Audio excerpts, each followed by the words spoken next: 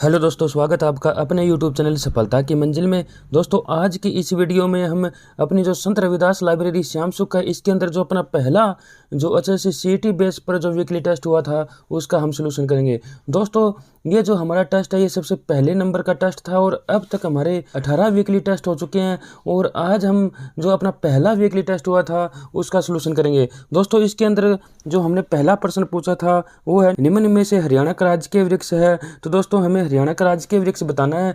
जो यदि option number A हम देखें तो बरगद जिसमें लिखा गया है, ये दोस्तों भारत का राष्ट्रीय वृक्ष है।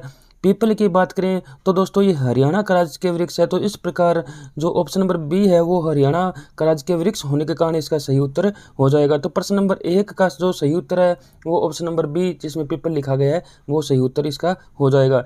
जैसे ऑप्शन नंबर सी में काला हिरण लिखा गया है तो दोस्तों ये हरियाणा का राजकीय पशु है। काला तितर जो ऑप्शन नंबर डी में है ये दोस्तों राजकीय पक्षी हरियाणा का है।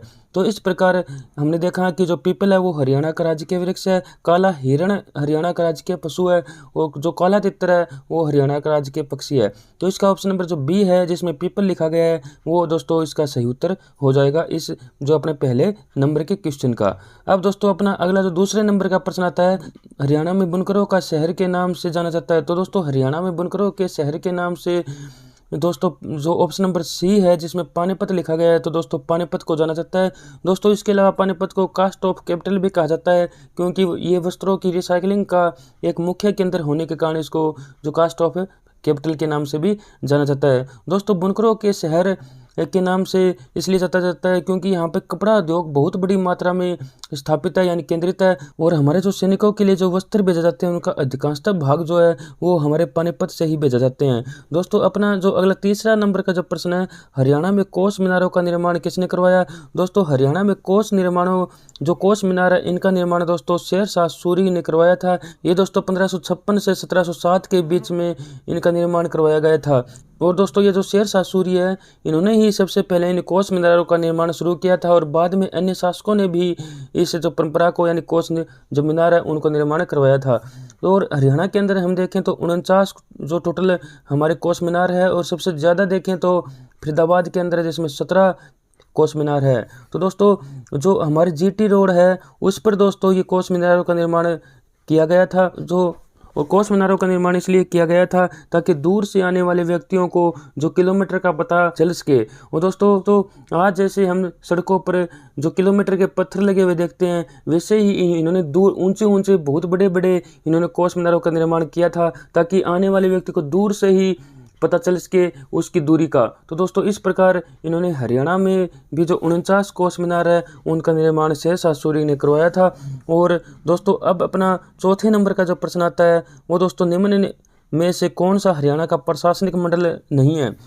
दोस्तों यदि हम हरियाणा के प्रशासनिक मंडल की बात करें तो हरियाणा के अंदर टोटल 6 प्रशासनिक मंडल है जिनमें हिसार, अम्बाला, रोहतक, करनाल, गुरुग्राम और फरीदाबाद है। दोस्तों इनमें यदि हम ऑप्शन के हिसाब से देखें तो गुरुग्राम, करनाल और फरीदाबाद ये हमारे प्रशासनिक मंडल में आते हैं लेकिन जो पंचकुला है जो ऑप्शन नंबर बी में है ये दोस्तों हमारा प्रशासनिक मंडल नहीं है। तो दोस्तों इस प्रकार जो अपना इस प्रश्न का जो सही जवाब हो जाएगा चौथे नंबर के प्रश्न का वो दोस्तों पंचकुला हो जाएगा।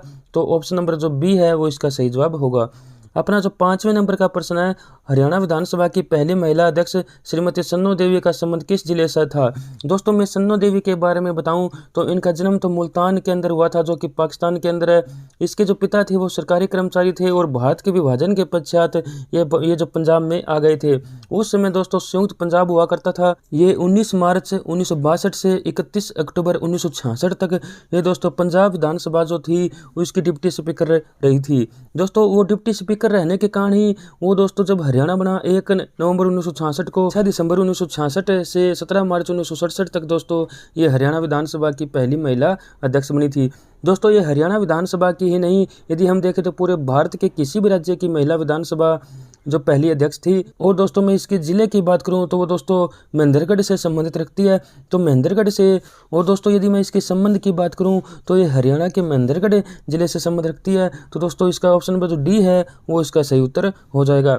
अपने जो छठे नंबर का प्रश्न है, हरियाणा का कौन वीर सेनानी मेरठ क्रांति के समय मेरठ का नायाब कोतवाल था। तो दोस्तों इसका ऑप्शन नंबर ए जो है राव कृष्ण गोपाल इसका सही उत्तर हो जाएगा। और दोस्तों मैं बताऊं आपको कि अंबाला, हिसार, रोहतक, बल्लभगढ़, नारनौल, ये दोस्तों इन्होंने बहुत ही ज़्यादा मुख्य भूमिका निभाई थी 1857 की क्रांति के समय। और जो जींद है, जींद ने जो एक रियासत थी हमारी हरियाणा की, उसने दोस्तों अंग्रेजों का साथ दिया था। यदि हम देखें तो पंजाब, जो संयुक्त पंजाब था, उसके जींद, नाभा और पटियाला, इन सभी ने अंग्रेजों का बहुत ज़्यादा साथ दिया था। लेकिन हरियाणा की रियासत की बात करें तो उस समय दोस्तों जो जींद है, जो हमारी जो रियासत थी, जो अब हरियाणा के अंदर पड़ती है, तो दोस्तों उसने अंग्रेजों का भरपूर इसके अंदर सहयोग किया था। अब दोस्तों अपना जो 7वें नंबर का प्रश्न है वो हम देखते हैं। और दोस्तों 7वें नंबर के क्वेश्चन में हमसे पूछा गया है कि मेना नामक पर्यटन स्थल किस जिले में है। तो दोस्तों मेना नामक पर्यटन स्थल है, ये दोस्तों रोहतक जिले के अंदर पड़ता है। और दोस्तों एक मेना के अलावा एक जो कोयल जो एक पर्यटन स्थल भी है, जो दोस्तों कैथल जिले के अंदर पड़ती है। और हिसार जिले की बात करें तो दोस्तों यहाँ पर ब्लूबर्ड झील हमें देखने को मिलती है।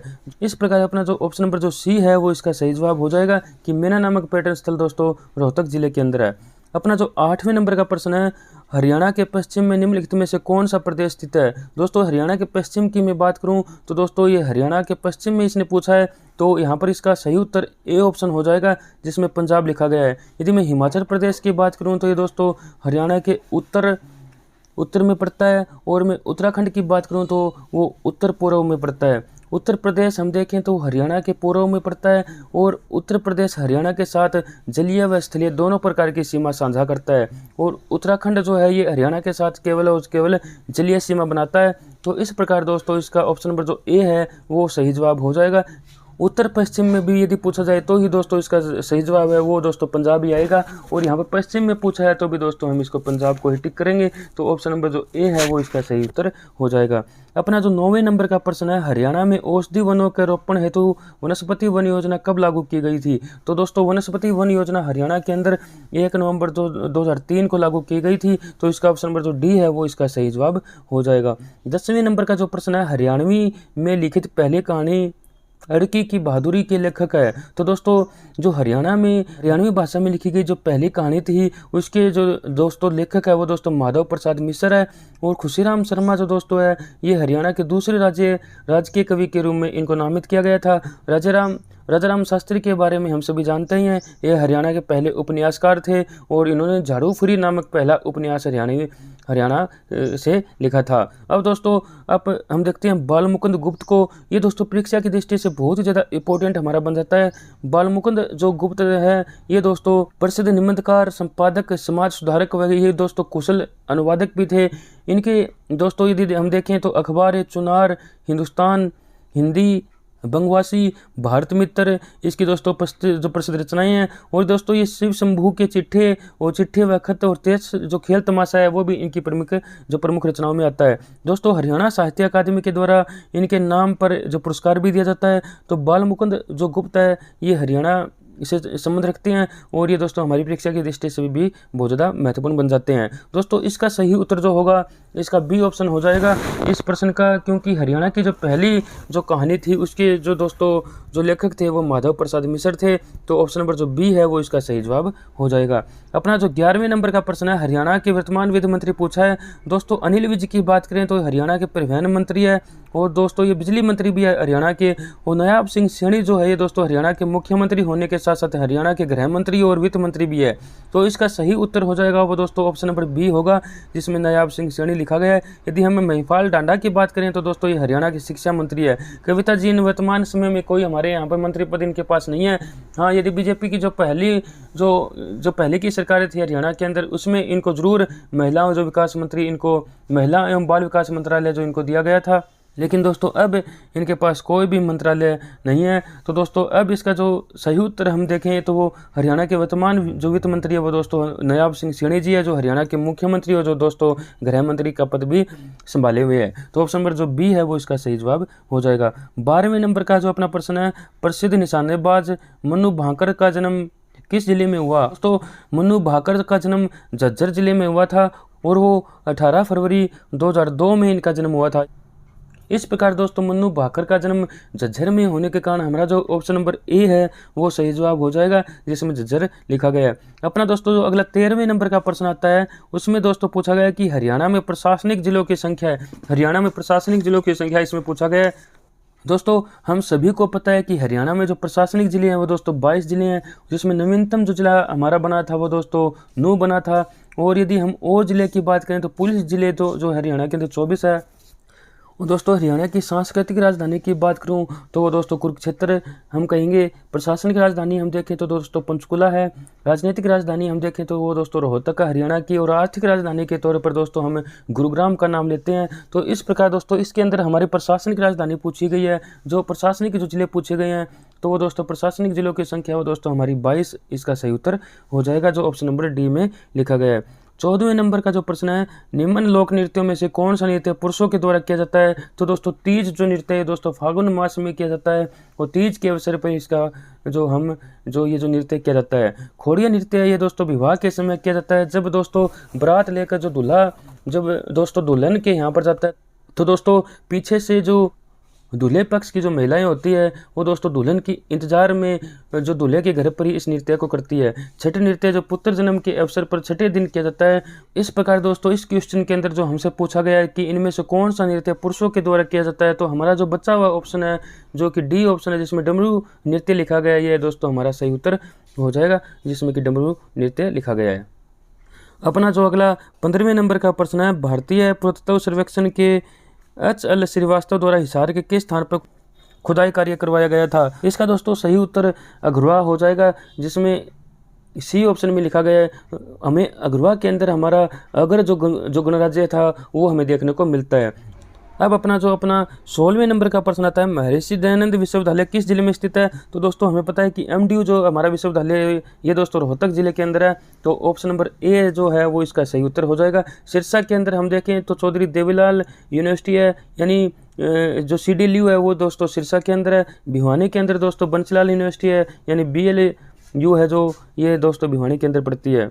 अब अपना 17वें नंबर का जो प्रश्न है, हरियाणा राज्य द्वारा यात्री परिवहन का संपूर्ण राष्ट्रीयकरण कब किया गया था। तो दोस्तों इसका सही उत्तर अपना सन 1972 आ जाएगा, जिसमें कि जो यात्री परिवहन का संपूर्ण जो राष्ट्रीयकरण हरियाणा सरकार के द्वारा कर दिया गया था। और हमको पता है कि जो हमारे परिवहन मंत्री जो वर्तमान समय में है वो दोस्तों अनिल विज है।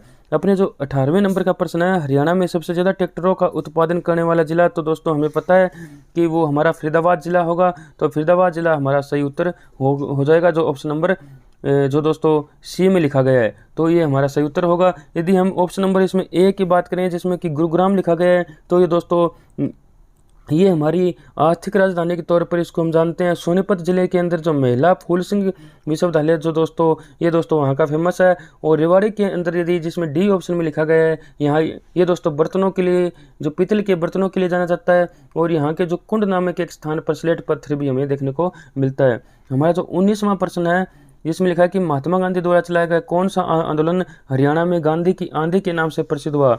दोस्तों इसके अंदर जो अपना ऑप्शन नंबर ए जो है ये दोस्तों सही उत्तर हो जाएगा, जिसमें कि असहयोग आंदोलन लिखा गया है। इसके अंदर यदि हम देखें तो असहयोग आंदोलन 1 अगस्त 1920 को औपचारिक रूप से शुरू हुआ था।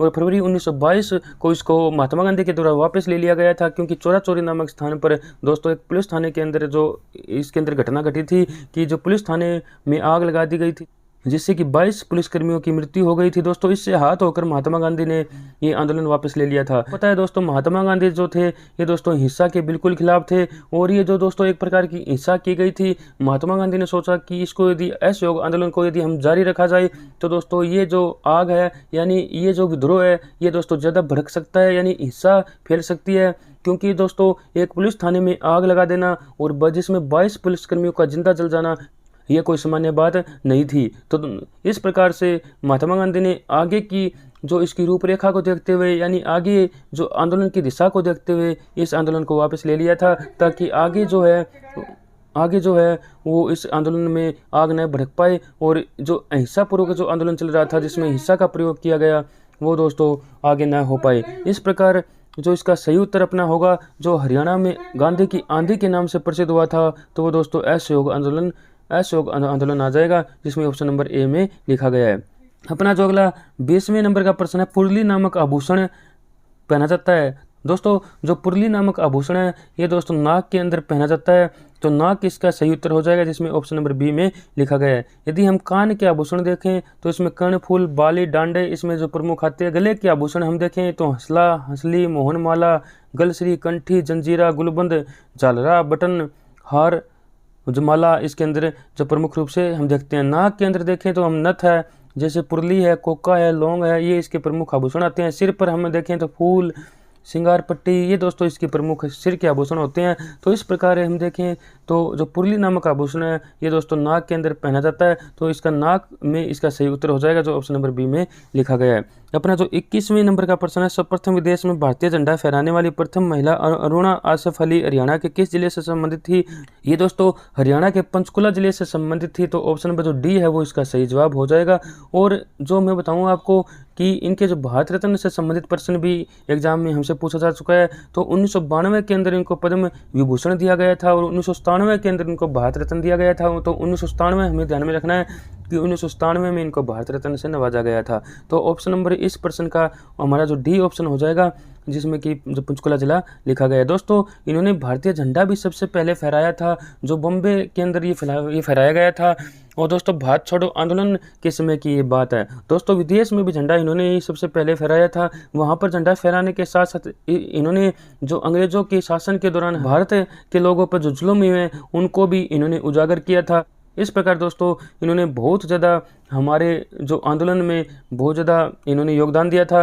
और जो अरुणा आसफ अली है ये दोस्तों हरियाणा के पंचकुला जिले से ही संबंध रखती है। तो ऑप्शन नंबर जो डी है वो इसका सही उत्तर हो जाएगा। 22वें नंबर का जो प्रश्न है, निम्न में से भारत का कौन सा राज्य क्षेत्रफल की दृष्टि से हरियाणा से छोटा है? यदि दोस्तों हम हरियाणा से छोटे जिलों यदि जो राज्यों की बात करें तो उनमें गोवा, सिक्किम, नागालैंड, मिजोरम, केरल, जम्मू एंड कश्मीर और दोस्तों एक और हमारा जो राज्य त्रिपुरा है उसका नाम आता है। तो इस प्रकार हम देखें तो महाराष्ट्र हरियाणा से बड़ा है, बिहार हरियाणा से बड़ा है, हिमाचल प्रदेश हरियाणा से बड़ा है, लेकिन जो केरल है वो दोस्तों हरियाणा से छोटा है, क्योंकि गोवा, सिक्किम, नागालैंड, मिजोरम, केरल, जम्मू एंड कश्मीर और दोस्तों त्रिपुरा ये जो राज्य है वो हरियाणा से छोटे पड़ते हैं क्षेत्रफल की दृष्टि से। तो ये ऑप्शन नंबर जो डी है जिसमें केरल लिखा गया है ये दोस्तों इसका सही उत्तर हो जाएगा। हरियाणा की प्रशासनिक राजधानी पूछा गया है, तो दोस्तों हमको पता है कि हरियाणा की जो प्रशासनिक राजधानी है वो दोस्तों पंचकुला है। तो ऑप्शन नंबर ए जो है वो इसका सही जवाब हो जाएगा। रोहतक हरियाणा की राजनीतिक राजधानी है, आर्थिक राजधानी हम दोस्तों गुरुग्राम के रूप में जानते हैं। तो इसका ऑप्शन नंबर जो ए है वो इसका सही जवाब हो जाएगा, जिसमें पंचकुला लिखा गया है। अपना जो 24वें नंबर का प्रश्न है, हाल ही में निधन हुए राजनेता ओम प्रकाश चौटाला हरियाणा के कितनी बार मुख्यमंत्री बने? तो दोस्तों हरियाणा के ये दोस्तों 3 बार बने, 4 बार बने या 5 बार बने? तो दोस्तों हम देखते हैं कि जो ओम प्रकाश चौटाला है वो हरियाणा के 5 बार मुख्यमंत्री बने थे। तो इस प्रकार ऑप्शन नंबर जो सी है वो इसका सही जवाब होगा। और जो दोस्तों इन्होंने अपना जो कार्यकाल है वो दोस्तों यानी 5 वर्ष का 1999 से 2004 तक इन्होंने पूरा किया था, यानी पहली बार। और दोस्तों अल्प अवधि के लिए ये 4 बार मुख्यमंत्री बने थे और 5वीं बार इन्होंने 1999 से 2004 के दौरान इन्होंने अपना 5 वर्ष का कार्यकाल पूरा किया था। तो ऑप्शन नंबर जो सी है जिसमें 5 बार लिखा गया है वो इसका सही उत्तर हो जाएगा। अगला जो अपना 25वें नंबर का प्रश्न आता है, कुरुक्षेत्र विकास बोर्ड का गठन किसकी अध्यक्षता में किया गया? ये दोस्तों जो कुरुक्षेत्र विकास बोर्ड है इसका जो गठन है वो दोस्तों गुलजारी लाल नंदा की अध्यक्षता में किया गया था। और दोस्तों ये 2 बार भारत के कार्यवाहक प्रधानमंत्री भी रह चुके हैं। दोस्तों इनकी जो कार्यस्थली है वो दोस्तों कुरुक्षेत्र को माना जाता है। और जो हम कुरुक्षेत्र विश्वविद्यालय देखते हैं वहाँ पर दोस्तों इनकी समाधि भी बनी हुई है। तो दोस्तों कुरुक्षेत्र विकास बोर्ड का जो गठन है वो दोस्तों गुलजारी लाल नंदा की अध्यक्षता में किया गया था। अपना जो अगला यहाँ पर दोस्तों हमारे हरियाणा जीके के प्रश्न कंप्लीट होते हैं। अब हमारे नेशनल जीके के प्रश्न शुरू होते हैं, जो कि हमने 26 से 40 तक यानी 15 क्वेश्चन जो HSC के पैटर्न के हिसाब से दिए थे। अब अपना जो 26वें नंबर का प्रश्न है ये दोस्तों आता है जो नेशनल जीके से संबंधित है, हड़प्पा सभ्यता के लोग किस चीज़ के लिए फेमस थे? यदि हम देखें तो दोस्तों हड़प्पा सभ्यता के लोग हैं ये दोस्तों लोहे, ये हम देखते हैं कि लोहे जो धातु है इससे तो दोस्तों ये अनजान थे। और ये जो लोग थे हड़प्पा सभ्यता के दोस्तों कांस्य युगीन थे, ये सभ्यता हम इसको बोलते हैं। तो दोस्तों कांस्य से संबंधित ये जो धातु है उससे दोस्तों परिचित थे। और दोस्तों इनकी नगर योजना के बारे में हम बहुत कुछ पढ़ते हैं। तो इनकी जो ये सभ्यता थी ये दोस्तों नगर नियोजन पर आधारित थी, यानी एक जो नगरीय सभ्यता थी। तो ऑप्शन नंबर जो बी है वो इसका सही जवाब हो जाएगा, जिसमें कि नगर नियोजन लिखा गया है। अपना जो 27वां जो प्रश्न है, यानी महात्मा गांधी ने अहिंसा का उपयोग पहली बार किस आंदोलन में किया था? तो दोस्तों इसका हम देखें तो चंपारण सत्याग्रह आ जाएगा, जो उसमें ऑप्शन नंबर बी में लिखा गया है। दोस्तों मैं आपको बताऊं तो कि चंपारण जो सत्याग्रह है ये दोस्तों 1917 में हुआ था, और बिहार के अंदर ये हुआ था। जो नील की खेती है, जहाँ पर 3 कटिया जो पद्धति थी उसके खिलाफ, जो अंग्रेजों के खिलाफ ये आयोजन किया गया था, और इसमें पहली बार महात्मा गांधी ने अहिंसा का उपयोग किया था। यदि हम ऑप्शन नंबर बी सी जे देखें, जिसमें कि दांडी मार्च लिखा गया, 12 मार्च 1930 से शुरू होकर 6 अप्रैल 1930 तक ये दोस्तों चला था। और जो दांडी मार्च जो है ये दोस्तों नमक कानून के विरोध में इसको चलाया गया था, क्योंकि ब्रिटिश सरकार ने भारतीयों पर जो कि नमक जो टैक्स है उसको दोस्तों बढ़ा दिया था। अब दोस्तों अपना असहयोग आंदोलन हम पीछे देख चुके हैं। भारत छोड़ो आंदोलन को हम देखें तो दोस्तों ये 8 अगस्त 1942 से शुरू हुआ था, और जो बम्बई के अंदर जो कांग्रेस का सत्र हुआ था इसमें इसकी औपचारिक घोषणा की गई थी। तो दोस्तों भारत छोड़ो आंदोलन जो है ये दोस्तों ऐसा आंदोलन है जिसने भारत की स्वतंत्रता की एक रूपरेखा तैयार की थी। तो इस का हम देखें तो इस क्वेश्चन का सही उत्तर वो दोस्तों ऑप्शन नंबर बी होगा, जिसमें चंपारण सत्याग्रह लिखा गया, जिसमें महात्मा गांधी ने पहली बार अहिंसा शब्द का प्रयोग किया था। अब दोस्तों अपना अगला 28वें नंबर का प्रश्न है कि नैनो तकनीक का उपयोग किस क्षेत्र में किया जाता है? तो दोस्तों अब नैनो तकनीक जो है ये उभरता हुआ क्षेत्र है। यदि हम ऑप्शन के हिसाब से देखें तो हम ऑप्शन बी के साथ जाएंगे, जिसमें कि चिकित्सा लिखा गया है। दोस्तों इसको नैनो मेडिसिन के नाम से भी इसको जाना जाता है। और दोस्तों इस समय जो है इस तकनीक का प्रयोग दोस्तों बहुत ज़्यादा बढ़ रहा है, और इसके अंदर जो परमाणु और आणविक स्तर पर सामग्री को नियंत्रित करके कई बीमारियों के निदान करने के लिए, उनका उपचार करने के लिए और दोस्तों उनको रोकने के लिए इस जो प्रणाली का प्रयोग किया जा रहा है। तो दोस्तों ऑप्शन नंबर जो बी है, जिसमें चिकित्सा लिखा गया है, वो दोस्तों इसका सही उत्तर हो जाएगा कि नैनो तकनीक का प्रयोग है वो दोस्तों चिकित्सा के क्षेत्र में किया जा रहा है। अब अपना 29वें नंबर का प्रश्न है आर्टिफिशियल इंटेलिजेंस का प्रमुख उद्देश्य क्या है? तो दोस्तों एआई, अब देखते हैं कि हमारे जो वर्तमान समय में और जो हमारा फ्यूचर है वो दोस्तों एआई जो की टेक्नोलॉजी है उस पर बहुत ज़्यादा निर्भर करेगा। और हम देखें तो इसका जो सही उत्तर है वो दोस्तों ऑप्शन नंबर बी होगा, जिसमें स्वचालित रूप से निर्णय लेना और समस्याओं का समाधान करना, ये दोस्तों इसका सही उत्तर हो जाएगा। और दोस्तों हम देख भी रहे हैं कि हमारे जो परीक्षा की दृष्टि से हमारे जो फ्यूचर के जो सब्जेक्ट्स जिसमें हम डाल सकते हैं उनमें दोस्तों आर्टिफिशियल इंटेलिजेंस, ईवीएस, वो दोस्तों जो कला एवं संस्कृति है उसके दोस्तों हमारे बहुत सारे प्रश्न हमारे जो की परीक्षा में अब हमें देखने को मिल रहे हैं। तो ऑप्शन नंबर जो बी है, जिसमें स्वचालित रूप से यानी ऑटोमेटिक रूप से डिसीजंस लेना और दोस्तों प्रॉब्लम जो है उनका सोल्यूशन करना, ये दोस्तों इसका प्रमुख उद्देश्य है। दोस्तों मानव मस्तिष्क का तो ये स्थान नहीं ले सकते, लेकिन ये परिस्थितियों के अनुरूप इनको दोस्तों ढाला जा सकता है कि परिस्थितियों के अनुरूप ये दोस्तों डिसीजन ले, यानी जहाँ तक संभव हो सके कि मानव मस्तिष्क के अनुसार ही ये दोस्तों कार्य करें। इस प्रकार से इनको दोस्तों मशीनों का तैयार किया गया है। तो आर्टिफिशियल इंटेलिजेंस का प्रमुख उद्देश्य यही है। तो ऑप्शन नंबर बी है वो इसका सही उत्तर हो जाएगा। जो 30वां नंबर का प्रश्न है ह्यूमन जीनोम प्रोजेक्ट का मुख्य उद्देश्य क्या है? तो दोस्तों इसका सही उत्तर हम देखें तो इसका ऑप्शन नंबर जो बी है वो इसका सही उत्तर होगा, जिसमें कि मानव जीन का अनुक्रमण और अध्ययन करना जिसमें लिखा गया है। और दोस्तों ए सी और डी इसके जो इसके मुख्य उद्देश्य नहीं होते, बी ही इसका सही उद्देश्य होता है। तो बी ऑप्शन जो है वो इसका सही जवाब हो जाएगा। अपना 31वें नंबर का जो प्रश्न है जिसमें लिखा है कि भारतीय संविधान में धार्मिक स्वतंत्रता का अधिकार किस अनुच्छेद में दिया गया है?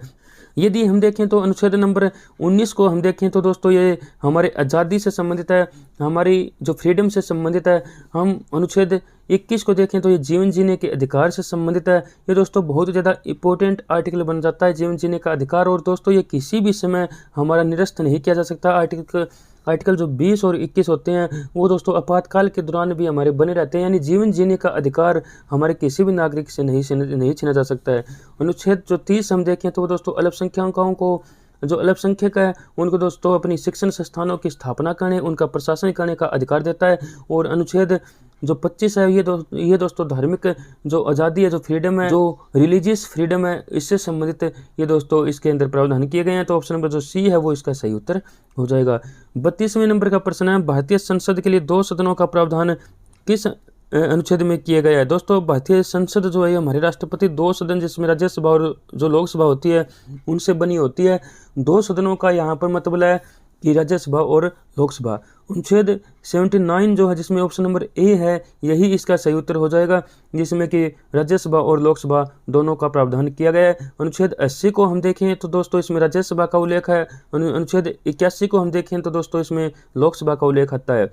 और अनुच्छेद जो इसमें 84 लिखा गया है डी ऑप्शन के अंदर, इसमें दोस्तों संसद जो है हमारी, जिसमें कि राज्यसभा और लोकसभा जो आते हैं दोनों सदन है, उनकी सदस्यता की योग्यता है जिसका उल्लेख इसके अंदर किया गया है। तो ऑप्शन नंबर ए होगा जिसमें कि अनुच्छेद 79 लिखा गया है, ये दोस्तों इसका सही उत्तर हो जाएगा, जिसमें दोनों सदनों के यानी राज्यसभा और लोकसभा दोनों का इसके अंदर प्रावधान किया गया है।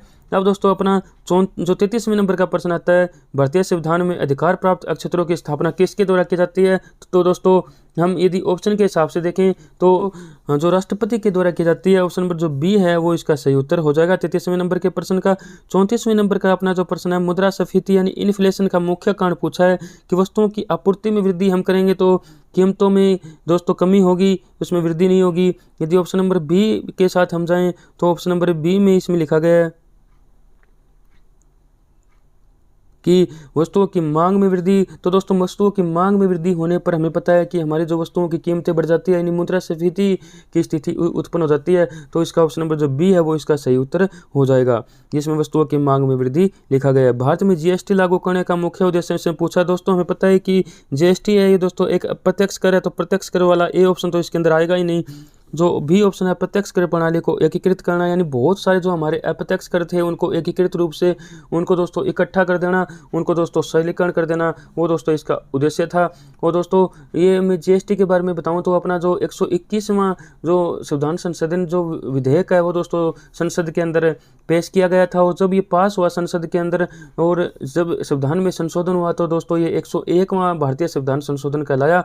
और ये दोस्तों विजय केलकर समिति की सिफारिशों के आधार पर 1 जुलाई 2017 को इसको लागू किया गया था। तो इसका ऑप्शन नंबर जो बी है जिसमें प्रत्यक्ष कर अप्रत्यक्ष कर प्रणाली को एकीकृत करना जिसमें लिखा गया है दोस्तों इसका सही उत्तर हो जाएगा। अपना दोस्तों 36वें नंबर का प्रश्न है, कौन सी संस्था भारत में मुद्रा नीति तैयार करती है? तो दोस्तों हमको पता है कि जो भारतीय रिजर्व बैंक है, जो आरबीआई है, ये भारत के अंदर जो भारतीय जो मौद्रिक नीति है उसको लागू करती है। ये दोस्तों साल में 6 बार इसकी समीक्षा की जाती है, यानी हर 2 महीने बाद जो इसकी समीक्षा की जाती है। और जो भारतीय मौद्रिक नीति है जो आरबीआई की, इसके जो दोस्तों अध्यक्ष होते हैं वो दोस्तों आरबीआई के गवर्नर ही होते हैं। तो ऑप्शन नंबर जो बी है वो इसका सही उत्तर हो जाएगा, जिसमें कि भारतीय रिजर्व बैंक लिखा गया है। अब दोस्तों अपना जो अगला 37वें नंबर का प्रश्न आता है, सरगसो सागर किस महासागर में स्थित है? तो दोस्तों ये दोस्तों अटलांटिक महासागर में स्थित है। तो ऑप्शन नंबर ए जो है वो इसका सही उत्तर होगा। दक्षिणी गोलार्ध में स्थित सबसे बड़ा देश कौन सा है? तो दोस्तों वो ब्राज़ील होगा। दोस्तों ब्राज़ील को हम देखें तो दक्षिणी जो अमेरिका है उसका दोस्तों 50% से भी ज़्यादा भाग ब्राज़ील ने घेरा हुआ है। दोस्तों बहुत ही बड़ा देश है ब्राज़ील है। और दोस्तों जो हम अमेजन के जो जंगल देखते हैं उसका अधिकांश भाग भी दोस्तों ब्राज़ील के अंदर आता है, जिसे दोस्तों पृथ्वी का फेफड़ा कहा जाता है। तो इसका 38वें नंबर का जो प्रश्न है इसका सही उत्तर सी ऑप्शन हो जाएगा, जिसमें कि ब्राज़ील लिखा गया है। भारत का सबसे लंबा नदी पुल पूछा है दोस्तों। इसमें इस क्वेश्चन के अंदर हमें यदि रेल और सड़क का यदि सेतु पूछता है, यदि पुल पूछता तो वो दोस्तों बोगीबिल आता, जो कि दोस्तों हमारे असम के अंदर है। और यदि इस क्वेश्चन के अंदर पूछा गया है कि जो सबसे लंबा जो हमसे नदी पुल पूछा गया है तो दोस्तों वो महात्मा गांधी सेतु हो जाएगा, जो कि बिहार के अंदर दोस्तों पड़ता है, जो कि गंगा नदी के ऊपर बनाया गया है। तो इसका ऑप्शन नंबर जो बी है वो इसका सही उत्तर हो जाएगा। अपना जो 40वें नंबर का प्रश्न है कि जो अशोका जो था उसके अंदर जो धम्म का मीनिंग पूछा है कि इसके अंदर धम्म का मीनिंग क्या था? तो दोस्तों उसका धम्म का मतलब कोई धर्म नहीं था, उसका नैतिकता था, यानी नैतिकता के अंदर उसके नैतिक आचरण से संबंधित उसके अंदर बातें लिखी गई थी।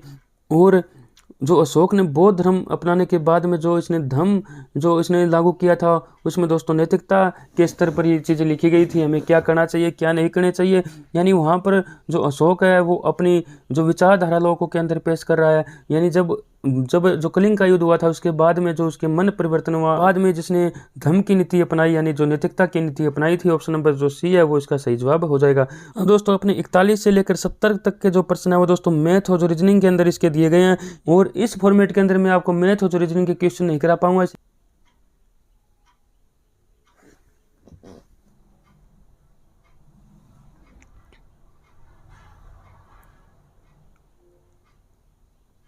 अब हमारे जो अब अपना बचा हुआ पोर्शन है जिसमें कंप्यूटर, इंग्लिश और हिंदी के प्रश्न बचते हैं उनको करते हैं। और अब हम सबसे पहले कंप्यूटर का करते हैं। कंप्यूटर के अंदर दोस्तों ये वीडियो बहुत ज़्यादा लंबी हो चुकी है, इसलिए मैं इनके उत्तर आपको बताता हूँ कि जो 71वें नंबर का प्रश्न है जिसमें ऑपरेटिंग सिस्टम पूछा गया है, तो दोस्तों इसका ऑप्शन नंबर जो ए है जिसमें एक प्रोग्राम लिखा गया है वो इसका सही उत्तर होगा। अपना जो अगला 72वें नंबर का जो प्रश्न इसमें दिया गया है कि एक मानक कंप्यूटर की बोर्ड में कितनी कुंजी होती है, तो दोस्तों 105 कुंजियाँ यानी 105 कीज होती है, तो दोस्तों इसका सी ऑप्शन अपना सही उत्तर हो जाएगा। जो 73वें नंबर का प्रश्न है वह नेटवर्क चुनें जो दुनिया भर के विभिन्न कंप्यूटरों को जोड़ता है, तो दोस्तों वो इंटरनेट होगा। इंटरनेट दोस्तों दुनिया भर के कंप्यूटरों को जोड़ देता है यानी जोड़ता है, तो दोस्तों सी जो इसके अंदर जो डी ऑप्शन है वो इसका सही जवाब हो जाएगा। अब दोस्तों अपना जो अगला 74वें नंबर का प्रश्न आता है जिसमें इंटरनेट द्वारा उपयोग किया जाने वाला मानक प्रोटोकॉल पूछा गया है, तो दोस्तों ऑप्शन नंबर जो सी है जिसमें कि TCP/IP लिखा गया है इसका सही उत्तर होगा। इसमें दोस्तों SRAM की फुल फॉर्म पूछी है तो स्टैटिक रैंडम एक्सेस मेमोरी इसकी फुल फॉर्म होती है। डी ऑप्शन इसका दोस्तों सही उत्तर हो जाएगा। अपना दोस्तों अगला जो आता है प्रश्न जो कंप्यूटर का दोस्तों 76वें नंबर का, उसमें लिखा है दोस्तों पहला ईमेल कब भेजा गया था, दोस्तों पहला ईमेल 1971 में भेजा गया था, तो ऑप्शन नंबर सी है वो इसका सही उत्तर हो जाएगा। CD-ROM हमने पूछा कि CD-ROM क्या होता है, तो दोस्तों इसमें नन ऑफ दीज यानी न तो दोस्तों सेमीकंडक्टर होता है, मेमोरी होती है, मेमोरी रजिस्टर भी नहीं होता है, मैग्नेटिक जो मेमोरी भी नहीं होती है, दोस्तों इसका CD-ROM जो होता है वो दोस्तों कॉम्पैक्ट जो डिस्क रोम होता है। तो इस प्रकार इसमें कोई भी ऑप्शन इसके अंदर मेल नहीं खा रहा है, तो ऑप्शन नंबर जो डी है वो इसका सही उत्तर हो जाएगा, जिसमें इनमें से कोई नहीं लिखा गया है।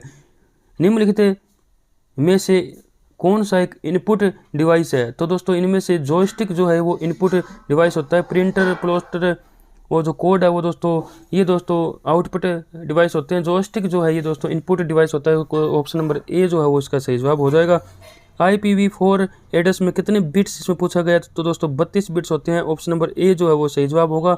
C++ का विकास जो है दोस्तों किसके द्वारा किया गया था, ऑप्शन नंबर जो सी है जिसमें बजाने सेटअप लिखा गया है, ये दोस्तों इसका सही उत्तर हो जाएगा। अपना जो अगला 81वें नंबर का प्रश्न आता है दोस्तों, ये अब अपनी हिंदी स्टार्ट होती है क्योंकि हमने इसमें कंप्यूटर के 10 प्रश्न पहले वीकली टेस्ट में दिए थे, वो अपने दोस्तों कंप्लीट हो चुके हैं। अब अपनी जो हिंदी आती है, हिंदी के अंदर लिखा है कि अनुचित विलोम शब्द युगम युक्त विकल्प पहचानिए, जिसमें कि विलोम शब्द नहीं दिया गया दोस्तों। विधि का निषेध ठीक है, खल का सज्जन ठीक है, अमर का जो मृत्यु ठीक है, वेर का क्रोध नहीं होता है, तो दोस्तों इसका डी ऑप्शन सही उत्तर हो जाएगा।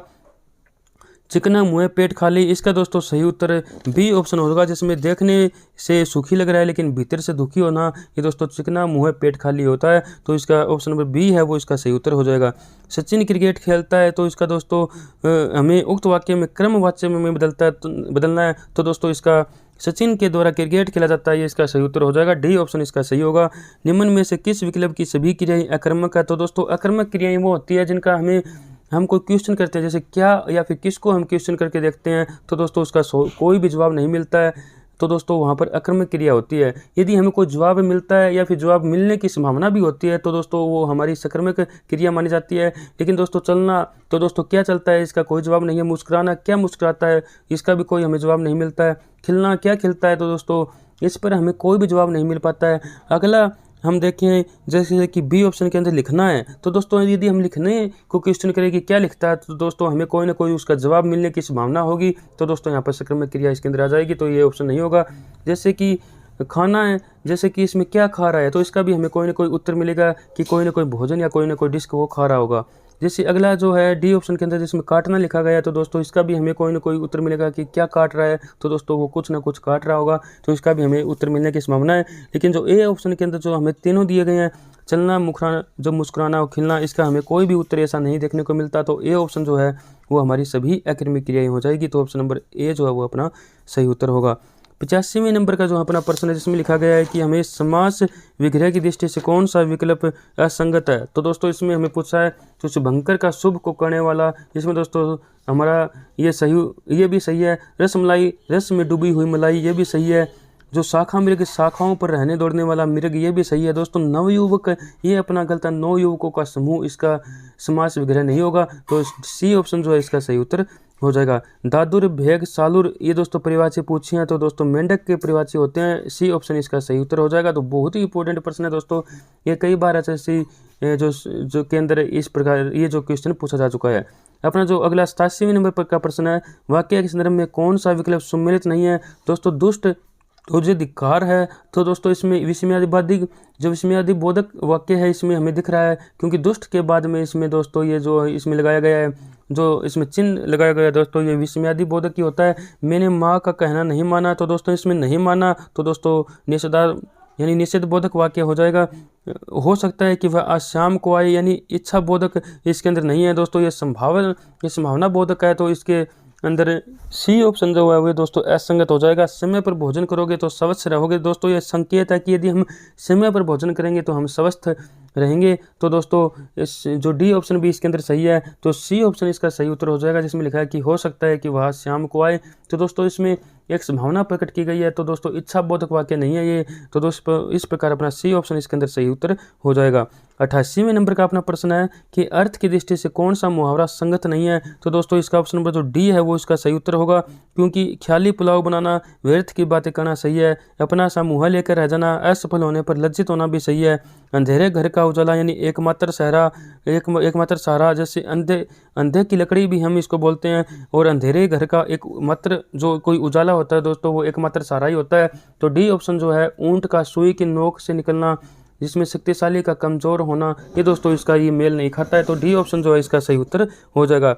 नीलांबर नीले हैं जो अंबर में समास होगा, दोस्तों यहाँ पर क्रमधारीय समास है, क्योंकि सबसे पहले इसमें अंदर विशेष्य यानी विशेषता और विशेष्य यानी वो इनके अंदर जो मेल बैठता है, क्योंकि दोस्तों नीला यानी नीला होना एक विशेषता है, अंबर यानी आकाश, यानी सबसे पहले विशेषता बताई गई है और बाद में जिसकी विशेषता बताई गई है वो लिखा गया, यानी अंबर की इसके अंदर विशेषता बताई गई है। तो दोस्तों इसका ऑप्शन नंबर जो हम देखें तो जो क्रमधारीय समास जिसमें लिखा होगा ए ऑप्शन वो अपना सही उत्तर हो जाएगा, जिसमें क्रमधारीय समास लिखा गया है। बहुब्रीहि समास दोस्तों वो होता है जो कि जिसके अंदर कोई भी पद प्रधान नहीं होता और वो किसी तीसरे की तरफ इशारा कर रहा होता है।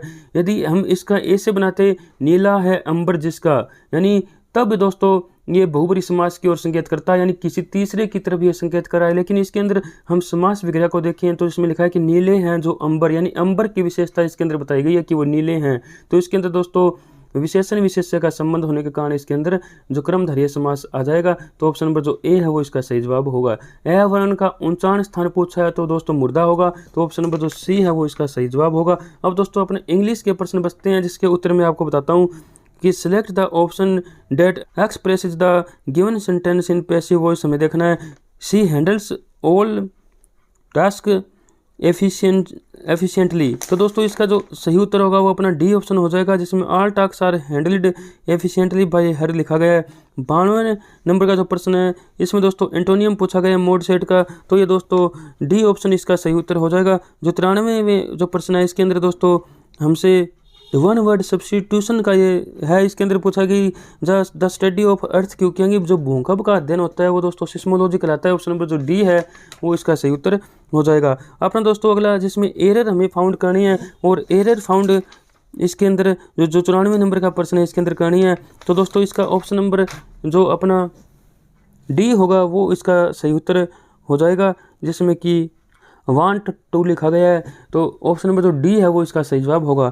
95 नंबर का अपना जो प्रश्न है जिसमें कि इनकरेक्टली जो कि स्पेलिंग जिसकी गलत है वो हमें निकालना है, तो दोस्तों इसमें ट्यूशन की स्पेलिंग ही गलत है, सर्किट जेन्युइन और मैनर्स की स्पेलिंग इसके अंदर सही दी गई है, लेकिन जो ट्यूशन की शब्द है जो दोस्तों इसके अंदर गलत स्पेलिंग दी गई है, तो इसका ए जो है वो सही जवाब हो जाएगा। हमें 96वें नंबर का प्रश्न जो है इसके अंदर दोस्तों इसमें डायरेक्ट स्पीच जो क्वेश्चन है इसके अंदर जो अपना जो पूछा गया वो दोस्तों he asked me when I had booked the flight जो टिकट्स है, इसके अंदर जो दोस्तों इसका सही उत्तर ऑप्शन नंबर बी हो जाएगा, जिसमें he said to me when did you book the flight जो टिकट्स इसके अंदर लिखा गया है, तो दोस्तों ऑप्शन नंबर जो बी है वो इसका सही जवाब होगा। 97वें नंबर का जो अपना प्रश्न है इसके अंदर एंटोनियम हमें फिर से पूछा है कि राज्य जो है इसका सही एंटोनियम क्या होगा, दोस्तों ए जो ऑप्शन जिसमें बिल्ड लिखा गया है वो इसका सही उत्तर हो जाएगा। 98वें नंबर के प्रश्न में सिनोनियम पूछा यानी पर्यायवाची शब्द हमसे पूछा गया है, एवट का हमसे पूछा है, तो दोस्तों इसका प्रवेट इसका जो सही उत्तर हो जाएगा ए जो डी इसका डी ऑप्शन जो है वो इसका सही जवाब होगा। जो अपना 99वें नंबर का जो प्रश्न है जिसमें हमें पूछा गया है कि वन वर्ड सब्स्टिट्यूशन का फिर से हमें क्वेश्चन दिया गया है, और इसके अंदर इसमें जो लिखा गया है वो टू वॉक एमलेसली जो इसमें लिखा गया है, तो इसका दोस्तों एम्बल आ जाएगा। तो ए ऑप्शन जो है इसका सही उत्तर होगा। अपना इस जो क्वेश्चन पेपर का जो अपना HSC CET बेस पर जो फर्स्ट क्वेश्चन पेपर जो फर्स्ट वीकली टेस्ट हमने लिया था उसका दोस्तों ये आखिरी क्वेश्चन आता है और उसके अंदर जो हमें पूछा गया, तो दोस्तों इसका मैं आपको उत्तर बता देता हूँ। इसका जो अपना डी ऑप्शन जो है नो सब्स्टिट्यूशन रिक्वायर्ड, इसका सही उत्तर हो जाएगा, जिसमें कि डी ऑप्शन में लिखा गया है। अब दोस्तों हम आगे अपना यही जो क्रम इसको जारी रखेंगे, साथ साथ में हमारे जो वीकली टेस्ट हो रहे हैं, अब तक हमारे 18 वीकली टेस्ट हो चुके हैं, उनका भी मैं सोल्यूशन इस वीडियो इस चैनल के माध्यम से आपको देता रहूँगा। और जो अपने पहले के जो वीकली टेस्ट हुए हैं जिनका हम सोल्यूशन नहीं दिए थे हमने आपको, जिसकी आंसर की तो हमने आपको जारी की थी, लेकिन उनका आंसर जो उनका सोल्यूशन हम आपको नहीं प्रोवाइड कर पाए थे, उन सभी जो हमारे वीकली टेस्ट हुए हैं उनका सोल्यूशंस भी मैं आपको इस जो चैनल के माध्यम से उपलब्ध दोस्तों में कराऊंगा। तो दोस्तों अब हम अपने जो अगली वीडियो के साथ मिलते हैं। Thank you.